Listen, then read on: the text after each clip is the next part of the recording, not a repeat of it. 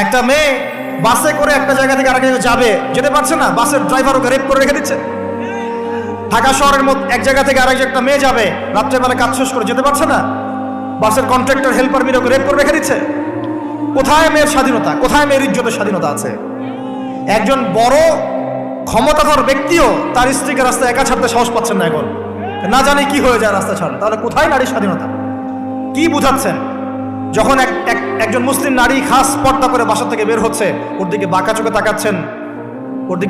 তাকাচ্ছেন যে কেন পর্দা করবে, কেন পিছিয়ে যাচ্ছে, এরা মৌলবাদী, এরা সন্ত্রাসী, এইসব কথা কেন বলছেন? আপনার আমার মা বোন যদি খাস পর্দায় থাকে, ওদের ইজ্জত আপনি সুরক্ষিত থাকবে ইনশাআল্লাহ তাআলা। হ্যাঁ, আমরা এটা বিশ্বাস করি যে আল্লাহ রাব্বুল আলামিন যে বিধানটা দিয়েছেন এর মধ্যে চূড়ান্ত কামিয়াবি আছে, এর বাইরে কোনো কামিয়াবি নাই। তবে এটা স্বীকার করছি যে বোরখা, জুব্বা, দাড়ি, টুপি রেখেও এক শ্রেণীর মানুষ অন্যায় করে, অবশ্যই অন্যায় করে।